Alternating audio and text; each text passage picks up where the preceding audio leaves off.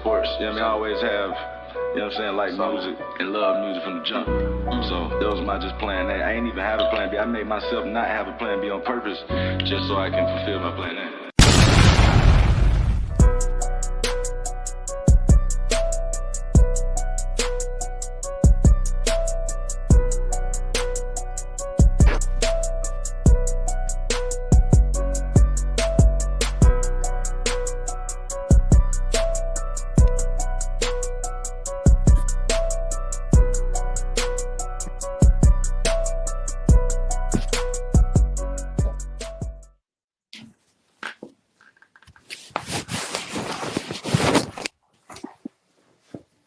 We here, man. We here. We live. Boy, what's going on? What's going on, people? Can't call it, man. As you can see, we got a special guest today. If you see the name, it looks a little familiar because he's back again for a second time. And what's even better, this is my dad, everybody. Welcome my dad on the show. What's up, everybody? Glad to be here. Get the support. I'm here for the support, as always. Hey, that's what we love. That's what we love. Yeah, man, we got a lot to do today, but let's start off. We always started. How was everybody weekend? Dad, go ahead. How was your week and your weekend? My weekend is good. It's always good. As long as I'm on this side of the dirt, my weekend's always good. Taking care of your mom. She had her knee surgery, and, she's getting on my nerves, but that's what they do. But, I'm taking care of her. That's what I'm here for. See, take care of the family. That's where I learned from, man. Take care of your right. Exactly. Who's not doing anything.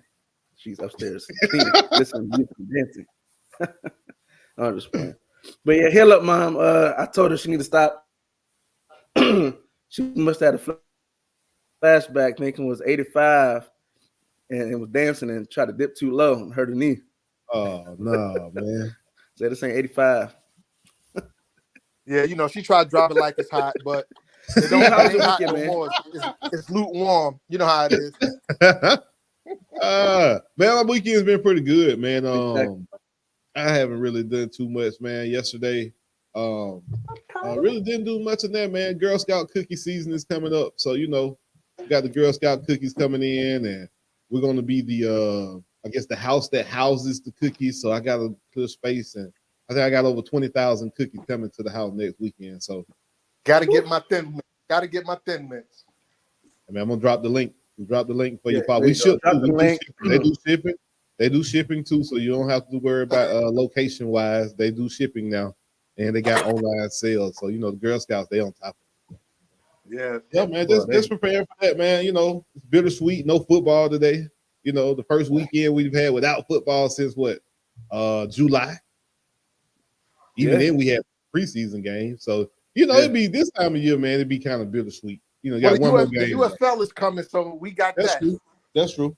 I got to get me a team. I guess I got to get into it and get me a team and get in tune with the US. I got one in Arlington. DC got one. DC got a good team too, I think. Yeah, they do. They took second. They lost in the championship game last year, but I can't go against anything New York. So if it's New York, I'm gonna stick. That's gonna be my squad. It's just the way it is. We actually know the mascot for the Commanders, for the DC team. Oh, okay.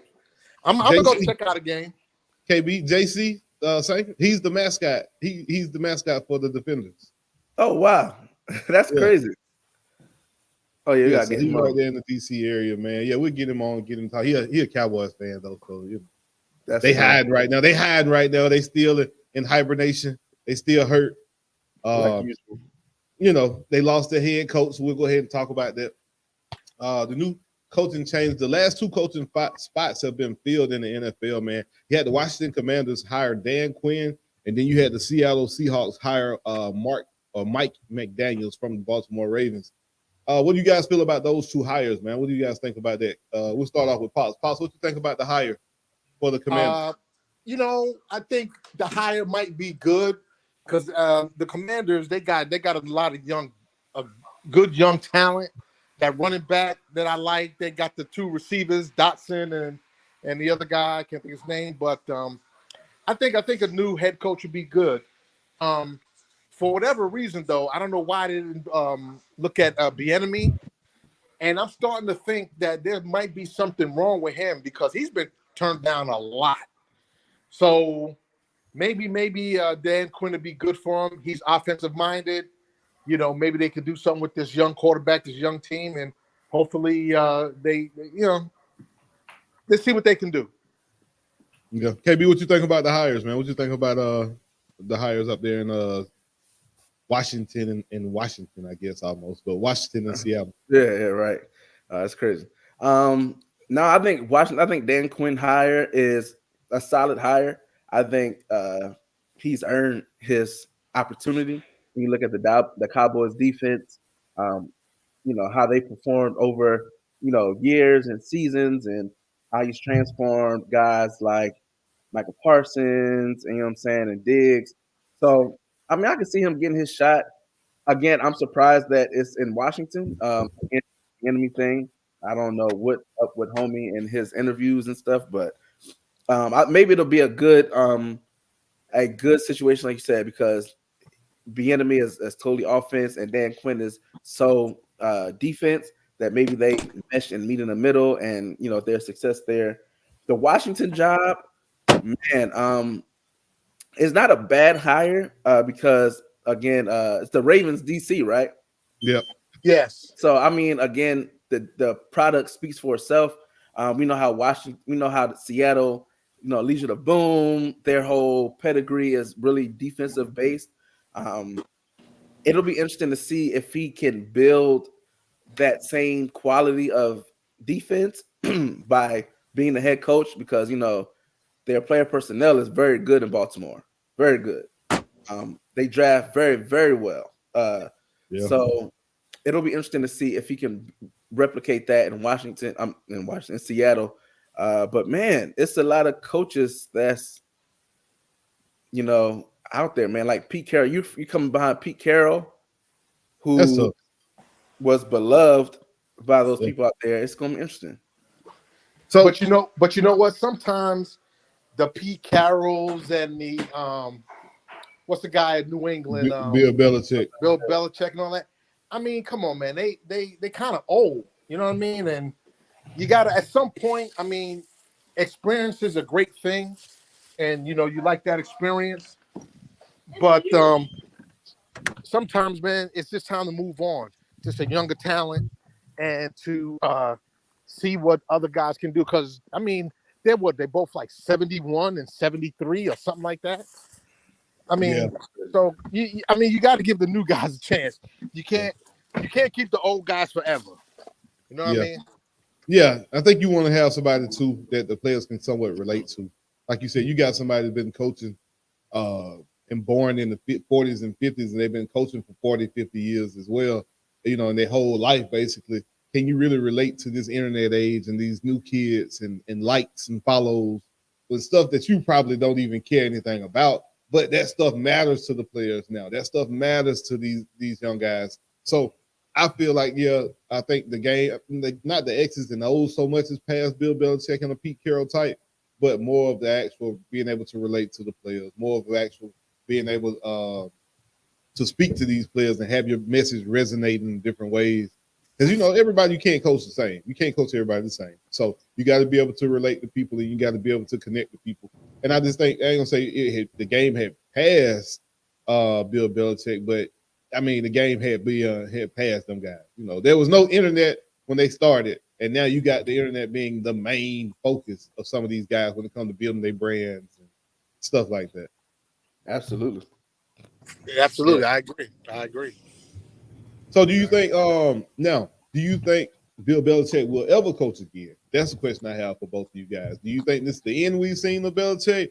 Do you think there's a coordinator job he might take somewhere if he's willing to take a coordinator job? Or do you think that this is it? He goes off into the sunset and we don't really hear from Bill Belichick anymore at this point? I'm gonna say I think he rides off in the sunset. He fell short of getting the record from Don Shula, but I can't see any owner or any GM hiring him, because what is he going to do? He's still the old guy. He still thinks old. And I agree with you. I agree with you where the X's and O's is not the issue. It's the the way that the attitude is now. It's a new generation. They think differently. They respond differently to leadership. They respond differently to coaches. So I just think it's just time for him to go. He had his dynasty. He had 23 years of dominance, and it's over. Time to move on. Yeah. No, I agree with that. I don't see a team picking him up. No, I don't see a team picking him up unless, to me, and I would have thought this was the Washington franchise. You had a franchise that was just kind of in shambles from the front office, all the way down to every coaching staff. Right. I thought Washington would have been a perfect place for him because they could probably give him player control. They could probably give him everything he wants. And there's really no foundation that you really have to build on. You're really building your own foundation with him because the Dan Snyder era is gone. There's nothing from that era that carries over that you even want. When you change the name of your franchise, I feel like you're really just trying to disassociate yourself with your past or what you had going on. Yeah. So with that, I think Ron Rivera should have been fired last year. I think they waited a year too late in Washington to make these moves. But even when you do make those moves, that's the only situation I could have seen Belichick going into and really them giving him the reins of everything. I know they were talking about the Falcons. I always thought he would go to the Falcons as just a coach. But when they realized, when they came out and said that he still wants full player control, he still wants full roster control, I just knew then I didn't think that that's going to be a good situation because you haven't proven you can do that. You can't build. I have not seen you build a competitor since. Shout out to the missus upstairs. Yeah, we haven't seen a competitive team since Brady left out of New England. So, what gives me the confidence that y'all gonna have to stop this now? What gives me the confidence that you gonna build a whole nother, a contender? So I'm kind of with y'all. I don't see anybody else that was willing to give him that control. That's why you don't see Belichick now as a head coach. Yeah, I mean 1,000%, boy. We betting 1,000 this morning on a grin because but also when you look at Bill Belichick, right? Did he benefit from a great veteran team that just took off and then happened to just have a great quarterback in the waiting? Remember the Patriots, they started popping 97 that when they had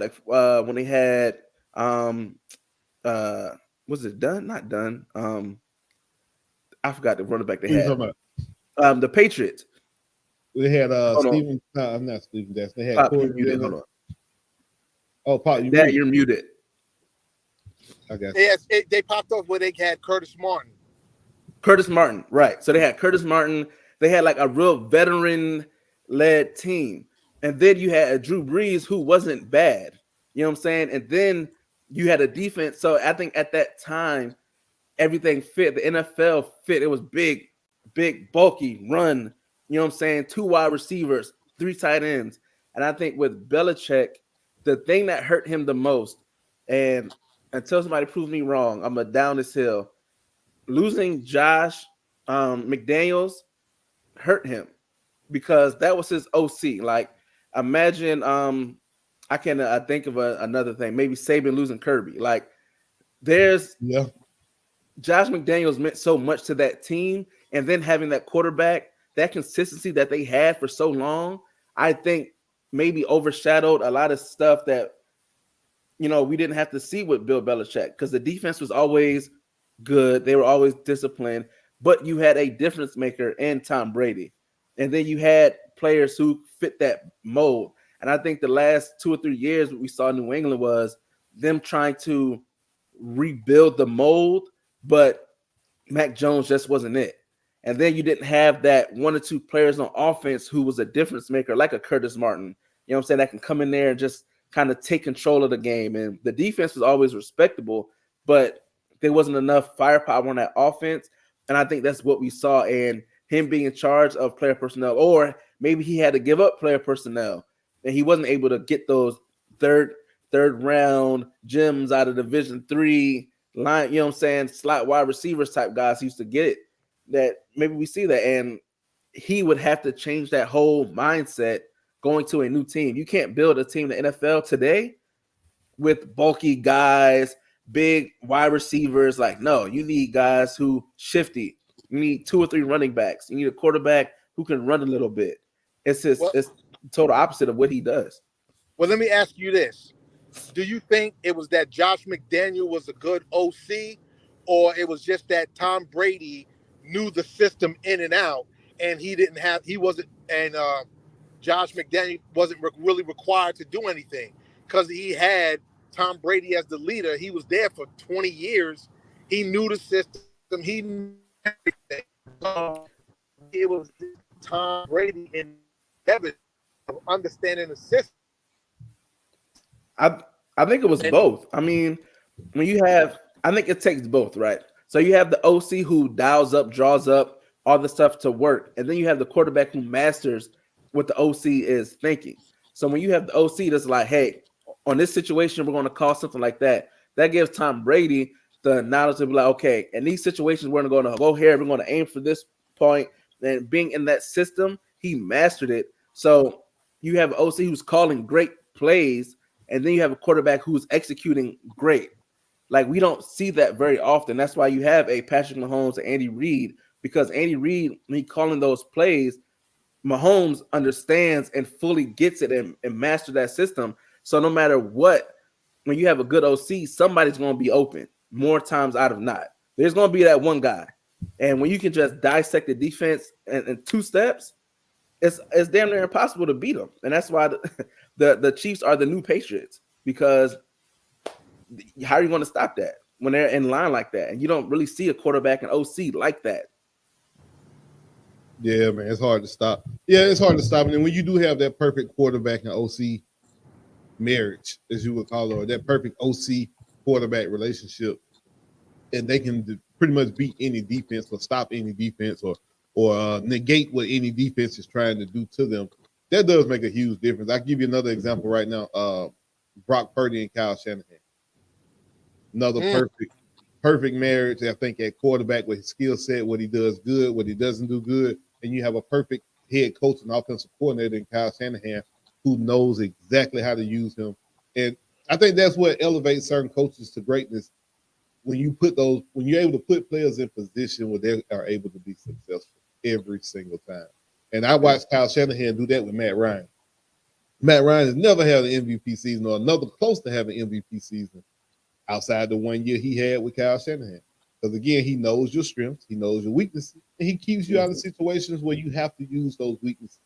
So, yeah, I agree. It does take the perfect quarterback and offensive coordinator marriage. And I think Bill Belichick letting go of Kyle's he ain't letting go. The man got a head coaching job. So, I mean, you can't blame him for wanting to go somewhere and be a head coach. But I think we now have seen that Josh McDaniels is definitely not a head coach, and he definitely should be an offensive coordinator only.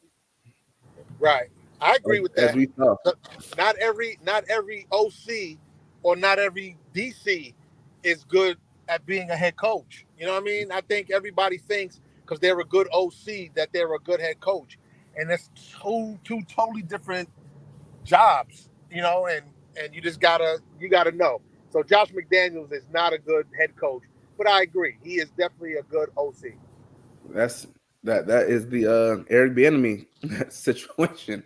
Exactly. It's like, seems to be. Man, I don't know what's going on with him. Like, that is one of the most mind-boggling situations I've ever seen in the NFL, that Eric Bieniemy cannot get ahead. And they came out, it was like, oh, the interview was great. The interview was amazing. And I think that's what led people to be like, okay, he got a shot. No, Dan Quinn came in, took that thing. I'm telling you, there's something about him when he interviews that he's not putting forth a leadership mentality. There's got to be, it's not about him being black.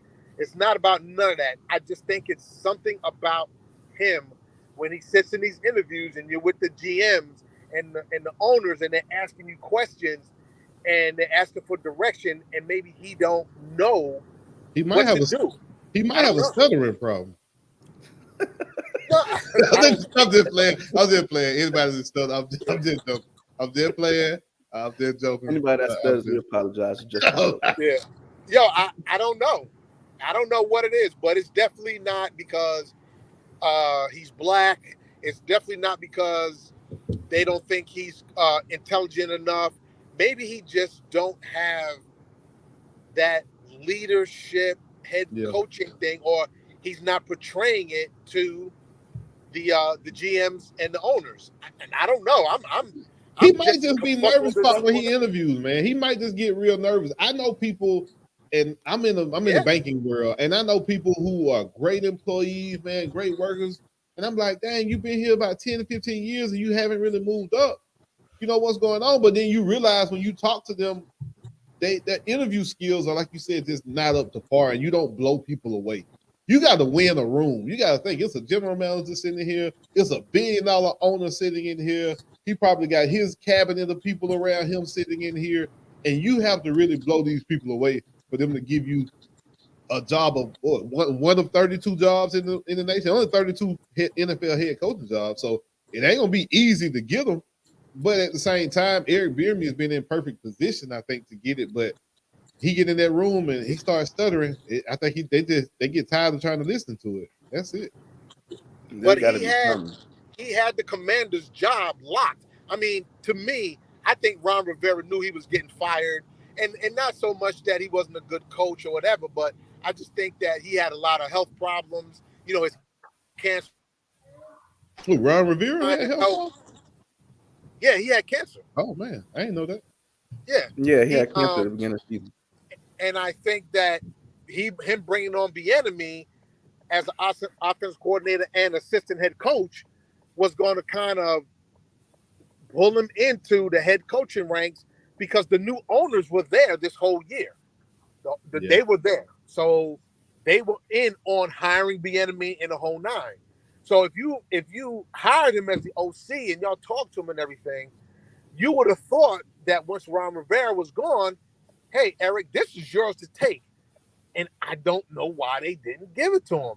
There's really something behind the scenes that maybe we just don't know. I don't know what it is, but there's something about him not being able to coach or be a leader of men. Not everybody can be in charge, man. It's just like you were saying, if you hear people that they've been great workers for so long, but then you put them in charge and man, they just fall to crap. It's because not everybody can lead, man. So, and that might just be his problem. Yeah. So we got NBA. This is changing gears, guys. We got NBA All-Star Weekend coming up next week. It's going to be in Indiana. This is kind of a weird place to have an All-Star Weekend, right? Like you don't think about Indiana being, like a Vegas or, LA, New York, something like that. But NBA All-Star Weekend, they changed the format back. It was where they had captains and the captains would pick the teams.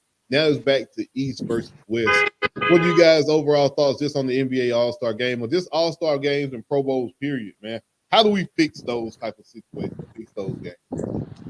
Well, you got to make them important. You got to make it so that it draws the fans in as a celebration. And to me, I think they don't do that. Hell, the NBA, they don't play like they do anymore anyway. So what makes you think they're going to go out on All-Star Weekend? Right.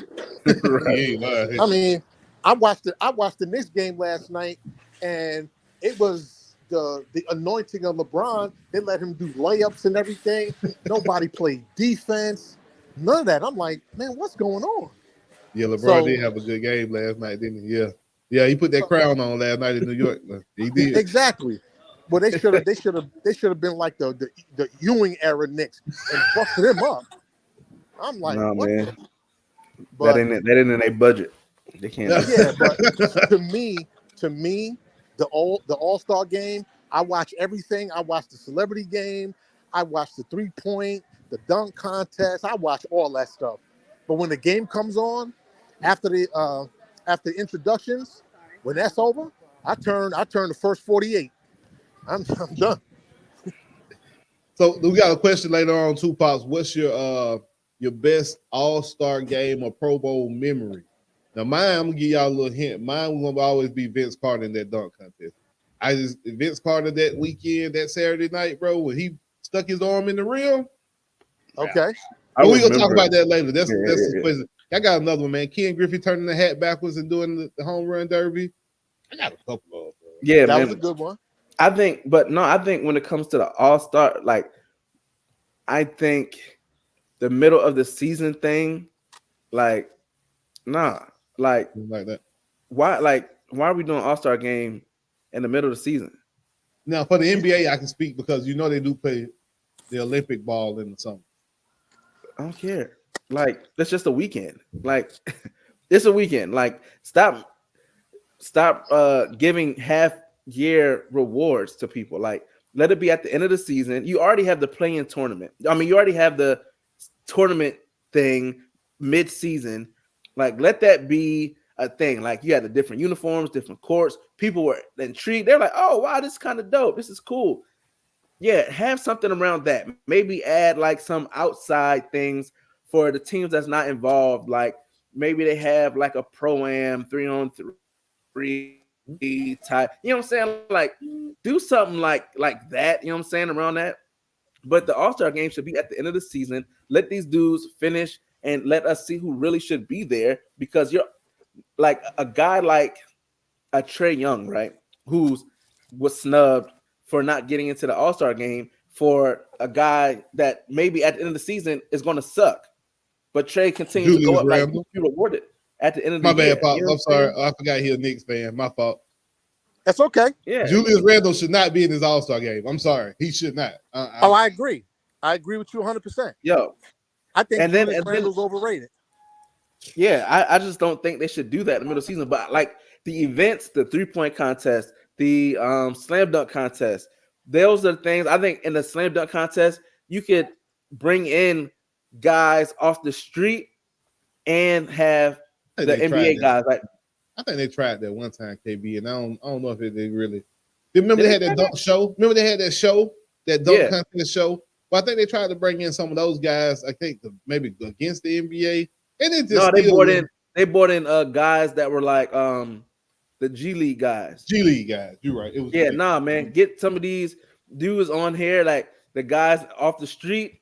And you know what I'm saying? Like intertwine something that is just totally different. Like they're not going against each other. Nobody's going to get hurt. Like they're just entertaining the fans. My boy Blazer said, go ahead. Huh? My boy Blazer said that. Let me interrupt. My bad. But he said that the All-Star game is actually later in the season. That's what he said at first. So he don't think it would change much be toward the end of the season. Because it is now, toward the middle of the season would be like December, January, I think. But they moved it back almost like a month. Okay. And then he said even more players would be snubbed because they'll look at youth playoff success or lack thereof. That's kind of what they're using anyway. They said Trey Young didn't make it because the team is below 500. But the man averaging 27 and 10. Right. What else? It's a very individual based stat and I also think the player vote, it should be it should be like a third maybe, but it shouldn't be like talking about the fan vote. Yeah, like it shouldn't be as much as it is because there's no reason where just popularity, like these guys aren't getting in because they're good. Like, but even that though, too, you got to think about population. How many people in New York compared to how many people in Atlanta or Georgia? You know what I mean? Yeah. The population in California, Steph Curry gonna always make the All-Star game as long as he's in LA. Julius Randle will always make an All-Star game as long as he's in New York. Because what's the name of the guy that was it Whiteside that campaigned with the China? Oh yeah. That was like, get me in the All-Star game. He was like voted almost the captain because it was just like, yo, come on, man. Like, I think they should just, I don't know, the main game. Like at the NFL, I like how they made it like flag. You know what I'm saying? Yeah, I do have an idea for that. I do have an idea for the NFL. You should have the Pro Bowlers, don't get me wrong, but then you should have like a Pro Bowl games type thing where you have every team has representation and you do it like tournament style. Whether you have different games I know they got the flag football game. Maybe you do like the skill competitions, but you have players from every team representing the team, and then the last team that win or the team with the most points win. I would rather see that more than just the All-Star. I mean, I understand the Pro Bowl players and the Pro Bowl people get in, but if we had some type of an NFL game and just have them playing like regular stuff. Like my wife, she loved watching the flag football game because she's like they're so athletic and they're so different. It's not like you watching the flag football game outside on the street. You got Tyreek Hill out here playing flag football. So playing linebacker. You know what I'm playing saying? dodgeball. You know what? That's why dodgeball aspect of it. All that's why I like the NFL. I like what they're doing. It's the end of the year and they're having fun. Make it fun for the players and fun for the fans because now they don't have to worry about getting hurt. They're just out there having fun, meeting fans, having a good time. And the NBA needs to kind of do something like that, how to interact with the fans. And on a quick side note, that's why I don't really like Michael Jordan because he never comes back and tells stories and just hangs out and shoots the crap with everybody. He just stays this isolated person. Man, you were one of the greatest. You're like, damn it, the greatest player in the league. Second best. You don't come back and tell old stories and who's the person you hated going up against the most and who was the place you liked playing at the most, all that stuff. I mean, just reminisce off of a great career and how many people really loved what you did, man. But on that side note, I like the NBA All-Star Weekend except for the game itself. The game sucks. But now, I don't know if they like I remember going to an All-Star thing. I remember it was in Philly. Like I was mad young, I was like 13 or something. But the All-Star Weekend, they had like outside of the big game, like you can go to like the convention center. They would have like they'll have like another celebrity game, another like a couple NBA guys and the events and things like that. Like that stuff was always fun. So when the game came around, you were like, oh yeah, you know what I'm saying? Like it was more build up. The NBA. I think just looking at all of the All-Star games, I know the NFL only really has the Pro Bowl, and then they tried to add the skills competitions. I think the home run derby is going to always be second. That's just my opinion. I mean, it's going to always be first. I think people just love home run. Like I said, chicks dig the long ball. So when you have home run, you know what I mean? So when they hit home runs, and now you got guys that are hitting the ball 500 feet. You know what I mean? It's more exciting. I think next, it used to be the dunk contest. I would put second, but I'm gonna go with the 3-point competition. I think the 3-point shot has become a lot more relevant in the game, and you have a lot more people doing it. And when you have guys like Cat that can score 27 in the 3-point competition to 30, you want to see it. And Steph Curry, he don't miss. He's going up against he's going up against the WNBA chick this time. So I think they're trying stuff to try to see how it works, but it's going to be tough, man, until you got the players really playing. Until the players get out there and take serious. We always complain about LeBron James never doing the dunk contest. And I think he is part of the reason why it probably killed the momentum a little bit. If we had seen LeBron in the dunk contest, bro, everybody would have told me. LeBron's not a flashy dunker. All he does is just jump. Exactly. Yeah, he's not. But he's not a flashy dunker. I think they should pay those guys. Was Dominique Wilkins a flashy dunker? Yes. He was more of a power guy. He tried to break the rim. He would break the rim, but he would also be twisting in the air when he did it. LeBron can do that. No, LeBron go like this. He do this, and he do that. You better Google the same dunks since high school. It don't change. LeBron got more dunks on his NBA 2K package than 3 dunks, man. Don't do that. Look, I think they should honestly pay guys. I think if you gave guys like a stipend or something that make them want to do it, like, look, man, we're gonna give the winner $1 million, the runner up 250. You know what I'm saying? Yeah. Like that's what we're gonna do. We're gonna get the biggest names and all that stuff, and just go from there. I guarantee you would have more guys do it. We ain't seen Zion in the dunk contest. Now, Zion ain't been healthy, but we haven't seen Zion in the dunk contest. Ja Morant, we ain't seen him in the dunk. It's a couple of guys, bro, that I feel like the NBA, you can't mandate something, but certain guys, man, you got to do it. You got to do it. Josh should have been in the dunk contest. LeBron should have been in the dunk contest. There's a couple other guys that, you just want to see who can jump and elevate, man. Because think about this, just like a home run. The baseball, what would MLB be if they didn't put their best home run hitters in the MLB home run? But that's what I'm saying. You putting the best guys in that are hitting home runs. Like they want to do it, but then LeBron was one of the. I ain't saying now, not this LeBron, but Miami LeBron. I was never one of those ones that wanted to see LeBron in, because I was like, his dunk package is basic. Like, let me get the Green. Remember Gerald Green? That's the type of guy you want in there. Like, I got you. It's not, you know what I'm saying? Like, Vince Carter was great because he fit both sides, but you know what I'm saying? I don't know, man. The NBA is trash. What the WNBA? Lower the hoop, let them girls get busy. You know what I'm saying? Oh, now you finna offend somebody. You might lower in the hoop. That's when they start. So I love WNBA. But what's next, man? What we talking about next? Hold on, real quick. Joel Embiid. So what do you guys feel about this rule the NBA has now where you got to play 65 games in order to be eligible for the MVP, All-Pro, or a first team defense? You can't be eligible for any accolades or awards unless you play 65 games or more. Joel Embiid has a meniscus tear or something like that. Don't quote me. But he has an injury that is going to take him beyond that threshold. And he has arguably been the MVP so far this year. Do you guys feel like that rule is a good rule because it keeps those guys from sitting out? Or do you feel like the rule is just kind of now taken away from the game because you got guys that are playing hurt, basically, just to kind of satisfy this rule? I think it's a good rule, but it's a good rule, but thank you. It's a good rule because of people like Kawhi Leonard with his lazy butt and them getting out of games, vice people who are legitimately hurt. You know what I mean? So I think when they started implementing that, what is it, the stress time off or whatever, that crap, yeah, I think that's what hurt it.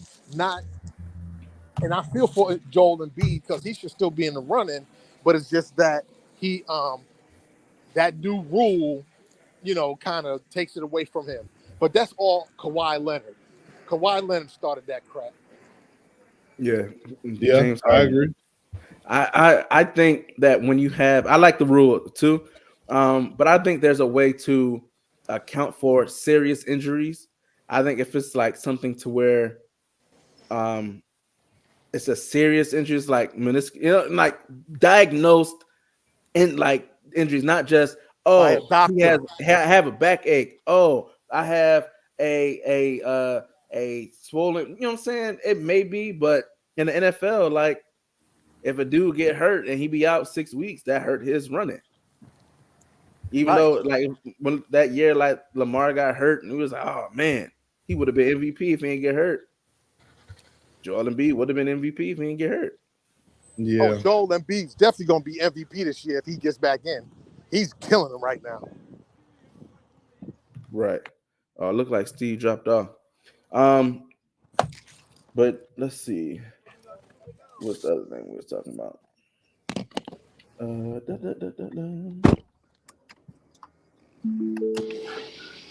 All right, so we got 40 minutes left.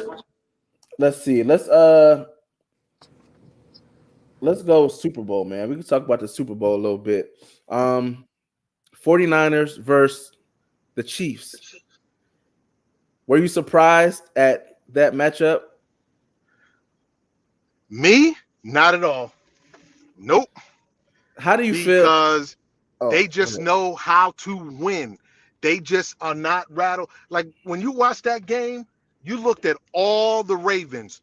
Man, they were like, it was like overwhelming to them. And you're in your home field, and they were overwhelmed. And KC was like, yeah, okay, no problem. Don't worry about it. They just weren't rattled. And I think that's the difference.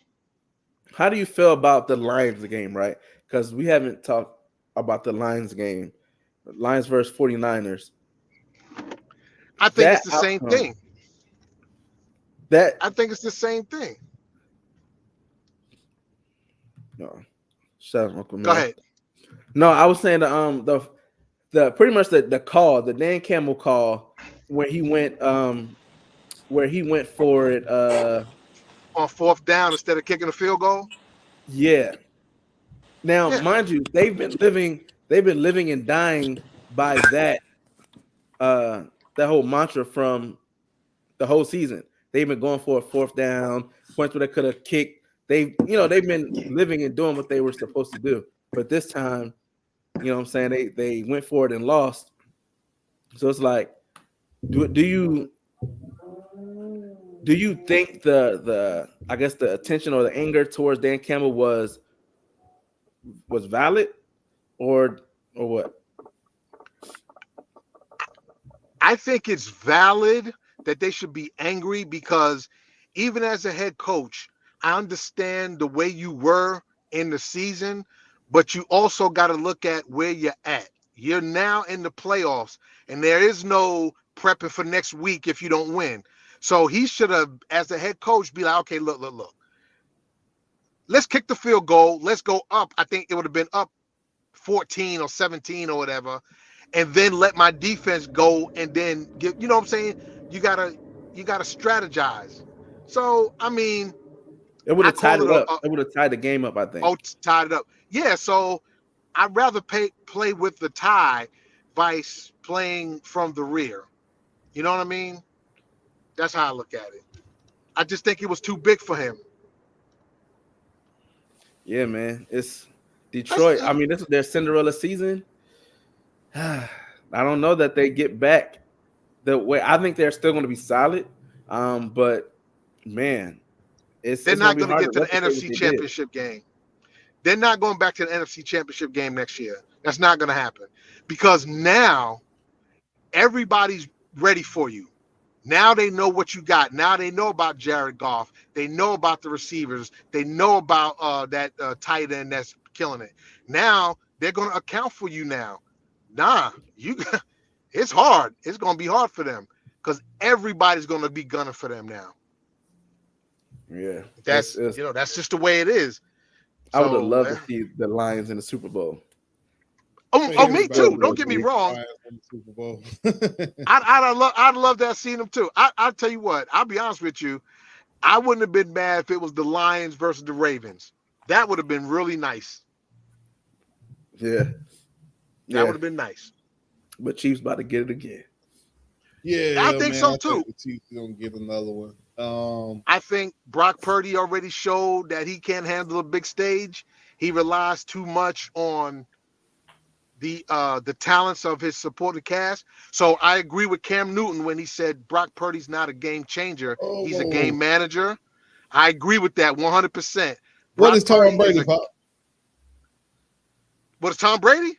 Mm-hmm. Oh, he's a game changer because he's going to go out there, and he proved it when he left New England and went to Tampa Bay. Had less talent and still won. Tampa Bay team went too bad though. No, Tampa Bay it wasn't. They just had Jameis Winston. Okay, so when they had Jameis Winston, guess what? They ain't win. Tom Brady Winston was throwing 4 picks a game.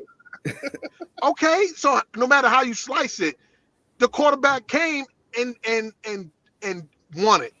Jameis Winston had the same talent, with the exception of Gronkowski. He had Mike Evans. He had all them cats. Didn't win. One year, Tom Brady comes down. Tom Brady Tom Brady's a better quarterback at the end of the day. But like that defense helped. Like that playoff run was the defense.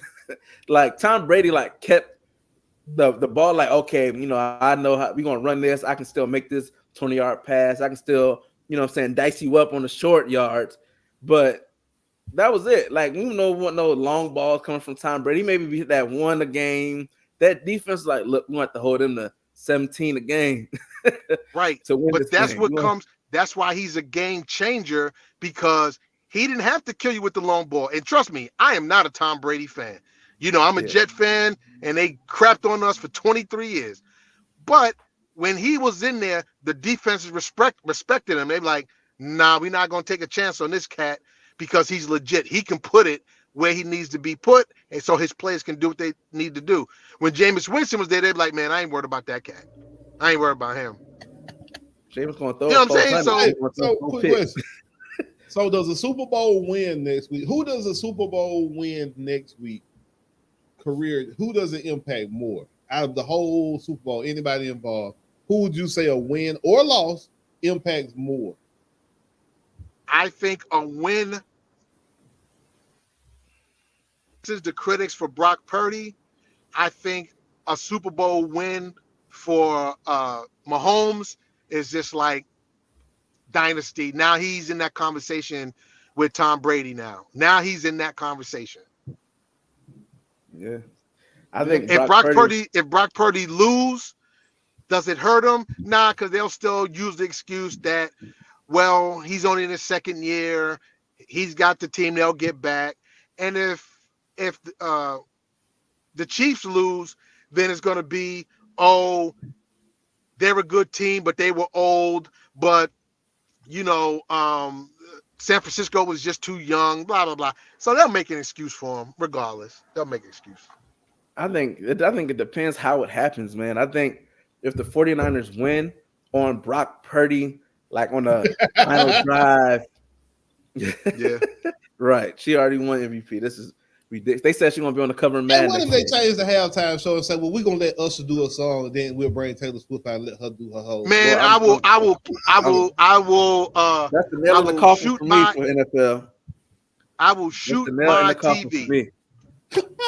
I'm done. I don't even want Taylor Swift at the game. I'm just being honest. I'm like, boy, let that flight be delayed. No, I don't. You know what? I don't even want it to. I don't want her not to be there because that's going to be even more like Super Bowl. They're going to be LeBron. It's going to be Taylor. It'll be everybody there. Shaq. It'll be sticking the tongue out to the people. It'll be everybody there. If Taylor Swift don't make it to this game, oh my! They're going to do a 60-minute expose about how the flight shouldn't have went left. It should have went right and landed. I ain't got time for that. Just get it over with. Oh yeah. Somebody hijacked the plane. Yeah, they're gonna come up with all kind of excuses. Oh, the Chinese. Where's she gonna be, in China or Japan? I forget. Japan, I think.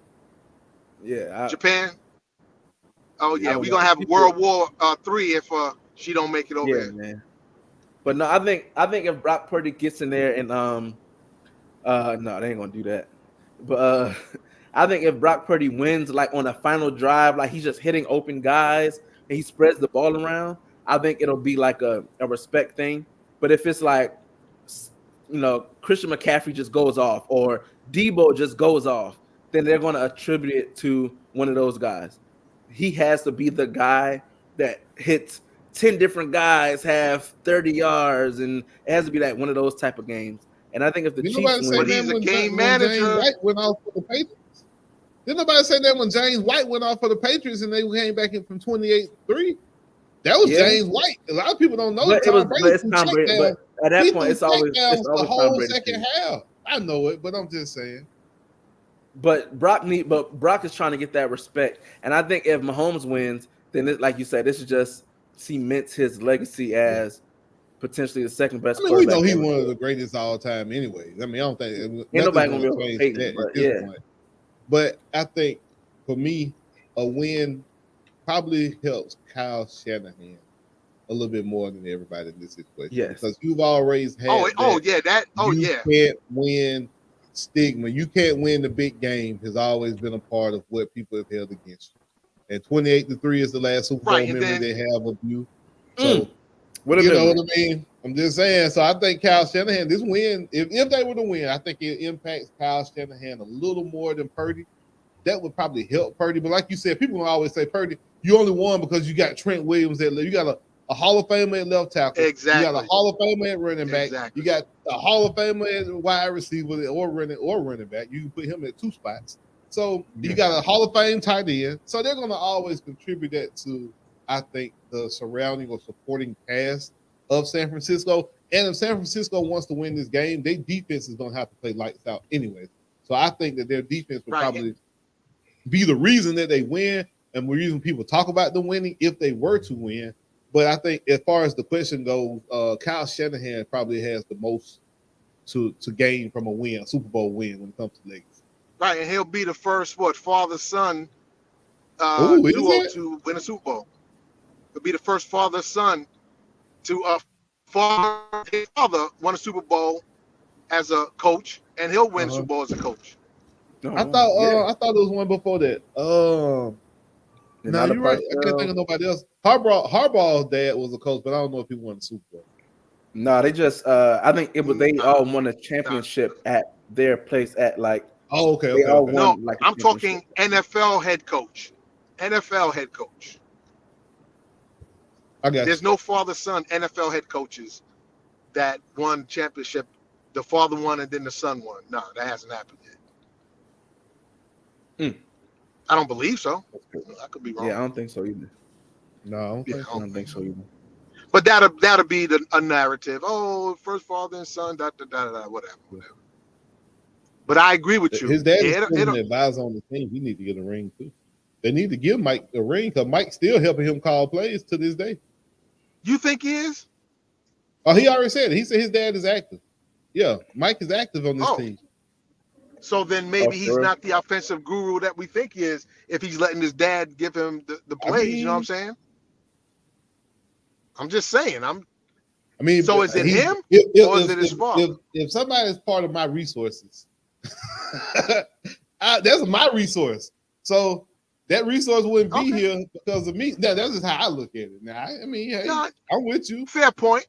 If I knew exactly what they were doing, like his dad is doing this, his dad is doing that, how I could definitely see your point.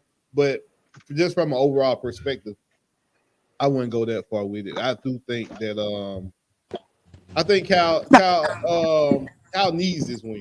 I think Kyle Shanahan needs this win to kind of solidify some of the choices he's made as coach and personnel wise, him and John Lynch. You gotta think they put a lot of draft capital into what's your boy that they traded to Dallas? Trey Lance. That didn't work. Oh, he was garbage. You know what I mean? See, he was garbage. And you traded up to get him. You gave up a few first round picks to get this guy. Yeah, so he definitely needs this win. He definitely needs to help. Yeah. So well, at least that'll take away the sting anyway. It'll take away that sting. Mm-hmm. Right. I agree. Oh man. So, but yeah, man, we coming up on time, my boy. That was it, man. Yeah. Give me your favorite All-Star game, Pro Bowl game. It don't matter. It can be baseball, anything. Give me your fondest memory from an All-Star weekend. Well, for me, what you got? My favorite All-Star weekend. Oh, I'm gonna go real old school on y'all when Marvin Gaye sang the national anthem, and I'm gonna tell you why. I know that. And the reason is, and I'm just gonna go back to my dad, who never, ever, ever listened to people sing the national anthem. But since it was Marvin Gaye, he watched it and then he turned it out. And I said, "Oh my!" And then even my father like, "Dad, that was a good national anthem." I'm like, "You liked it?" He was like, "Yeah." So him and Whitney Houston, those national anthems was killers. Killers. Yeah. Shout out to Fergie. Fergie's national anthem is a hilarious one. Who you said, Fergie? When Fergie I got one better for you.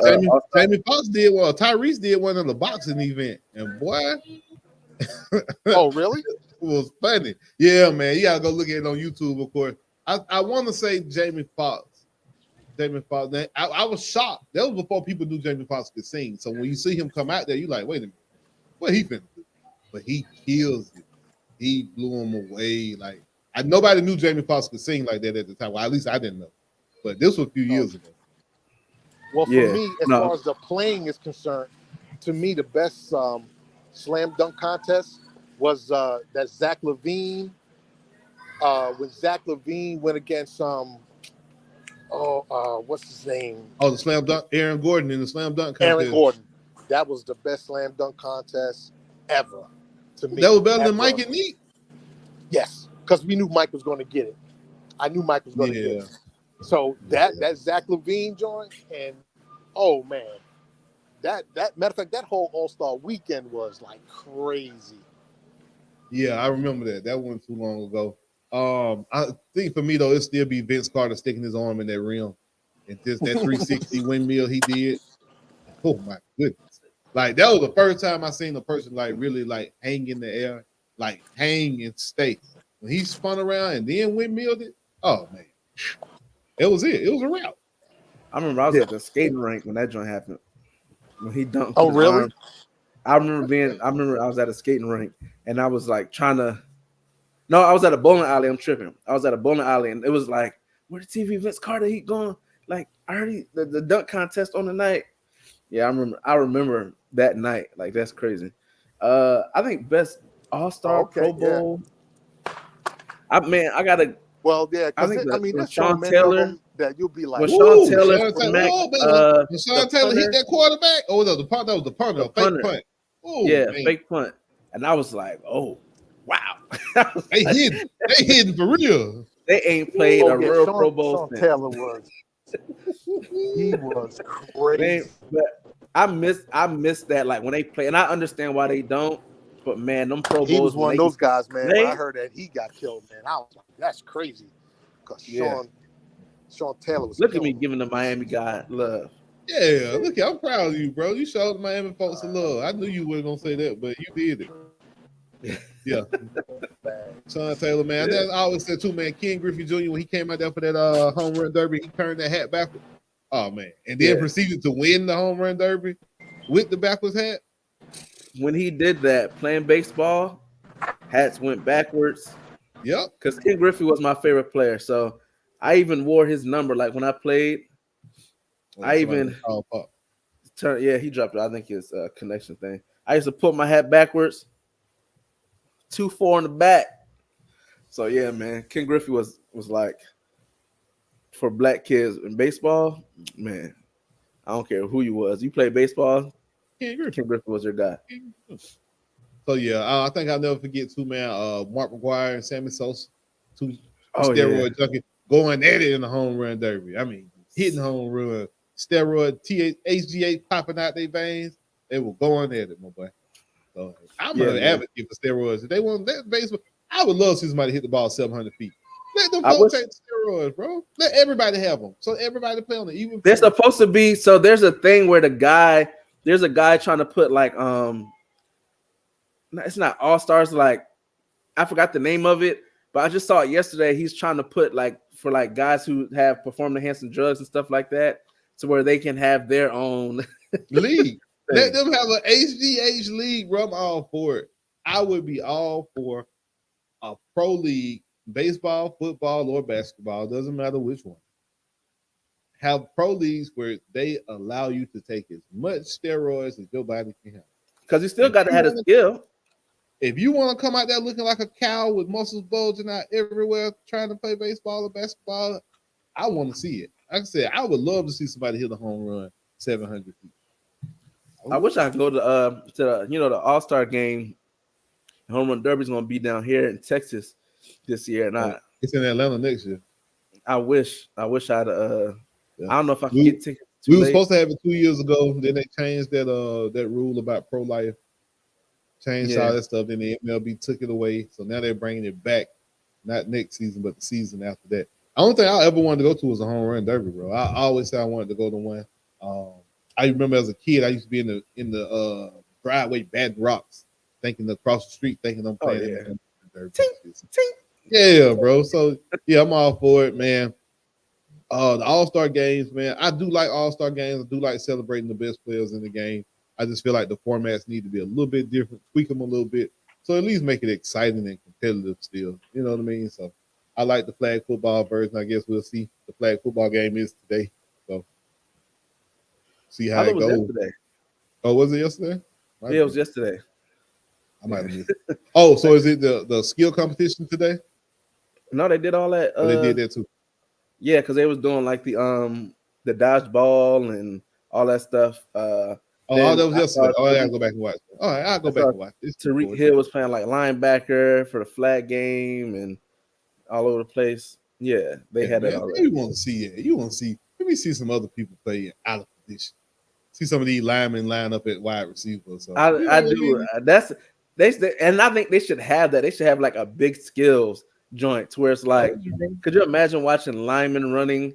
And man, you get a chance to see how athletic, because I don't think guys understand how athletic linemen are. Like when you look at a Jason Kelsey, right?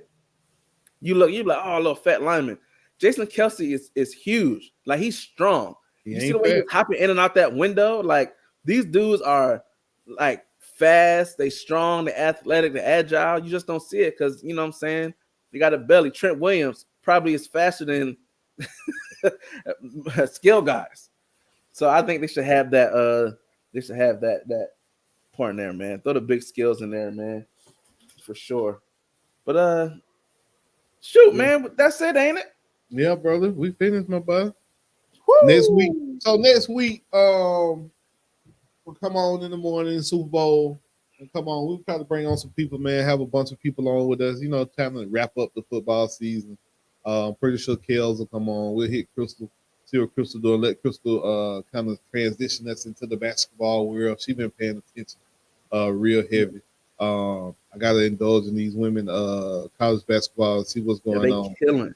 I know it, bro. Bro, I was talking just about that last night. Yo, women basketball, chef kiss, man. Like it is. I would rather watch the WNBA than watch, and even college. Like they hooping. Yeah. College. Now this one girl put up 51 points the other day. 51 points. That's crazy, yo. As a freshman, Juju going crazy. Juju's going crazy. I can't wait to see Juju versus Caitlin.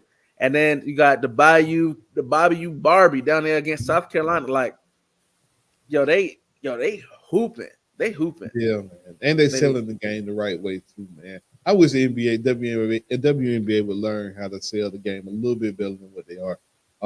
But no, I think some of these college girls, these girls in college will go there. And now with NIL, we over the time, but with this NIL is going to help the WNBA so much because now these girls can build a big brand and take it into the WNBA. But my thing is, are you going to be able to let them sustain that brand and still be able to do your thing in the WNBA without having to suppress them in worry of them becoming bigger than the league or something like that? So I think they're expanding. I think they're adding like 2 or 4 teams in the WNBA.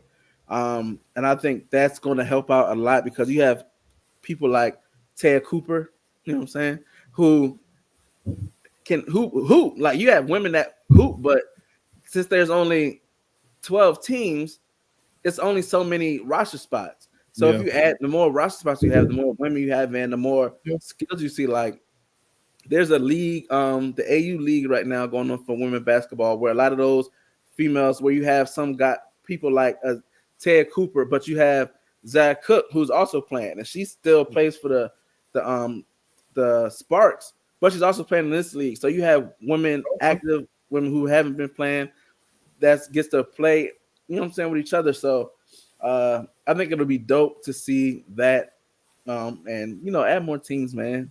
Get more women out here. More market. You gotta get more markets. You gotta get the markets bigger, get the markets involved. No, I'm with you. Adding more teams and growing your brand is good. You see the NFL trying to go overseas with theirs. So like every NFL and every NBA team should have a WNBA team. Yep. I agree. I agree 100%. They should associate them with each other. But I think the NBA is like, we make this X amount of dollars. Y'all bring in X amount of dollars. Why would we want to mix?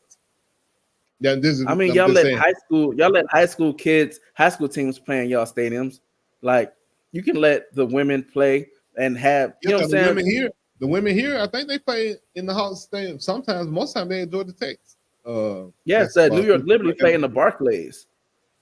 Like I don't. It's very easy to do that. Hey, the old man back. Yeah, I'm back. We were closing it out. Yeah, man, we closing it out. Okay. So next week Pop, we're gonna have your final thought. Pop, what you think, man? Yeah, final thought. Final thoughts is, man, first of all, I love your show, man. Much success to you guys. I love you guys. I like what you're doing, man. I hope you make a change in the world, no doubt. Sports forever. It helps out a lot of people, so keep doing what you're doing, man. You guys are the greatest. I love you, and I'm proud of y'all. Appreciate it, Pop. Appreciate it, Pop. For sure. Hey, man, that's it. Look, like, comment, subscribe. We about to have these shorts. Steve got the shorts going crazy on YouTube. If you're not subscribed to the YouTube, make sure you subscribe. Toe2Toe Sports, just like you see it. We are there. Numbers going crazy. Make sure you subscribe, man. We're trying to get not only get monetized, but we also, want to be able to give back to the listeners, the people that subscribers and supporters. So the more people that support us, we're able to support y'all right back. So yeah, that's it for me. Yeah, same here, man. Appreciate y'all. Appreciate everybody. Thank you, Pops, for coming on, man. We appreciate that. Until next week, we'll see y'all, man. Super Bowl weekend. We'll see y'all. All right. I ain't never played sports. I always have you know what I'm saying, like music and love music from the jump. So that was my just plan A. I ain't even have a plan B. I made myself not have a plan B on purpose just so I can fulfill my plan A.